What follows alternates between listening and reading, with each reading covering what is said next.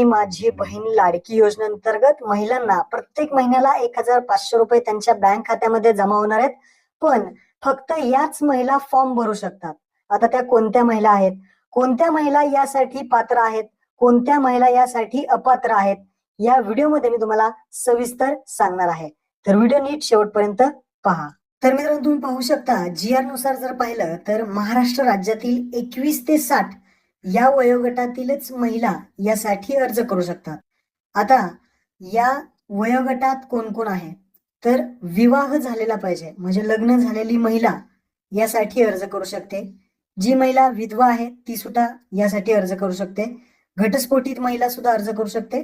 परित्यक्ता असेल ती सुद्धा अर्ज करू शकते आणि निराधार असेल तरी सुद्धा अर्ज करू शकते. अशा प्रकारच्या या महिला आहेत त्या अर्ज करू शकतात. ज्यांचं लग्न नाही झालं, ज्या मुली आहेत ते अर्ज करू शकणार नाहीत. ही गोष्ट पहिल्यांदा क्लिअर झाली. त्यानंतर आता या योजनेअंतर्गत जी काही महत्वाची पात्रता आहे ती काय आहे, तर लाभार्थी महिला ही महाराष्ट्र राज्याची रहिवासी असणं गरजेचं आहे. महाराष्ट्र राज्यात राहिलेली पाहिजे. त्यानंतर जी महिला आहे त्याचं लग्न झालेलं पाहिजे, किंवा ती विधवा असेल किंवा घटस्फोटित असेल किंवा परित्यक्ता असेल आणि निराधार असेल, यापैकी काहीही चालेल.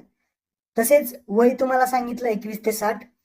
आणि सगळ्यात महत्वाचं, या योजनेअंतर्गत 2.5 लाखापेक्षा जास्त उत्पन्न नसावं. म्हणजे 2.5 लाखापर्यंतच उत्पन्न हे लागणार आहे आणि बँकेचं तुम्हाला पासबुक असणं गरजेचं आहे.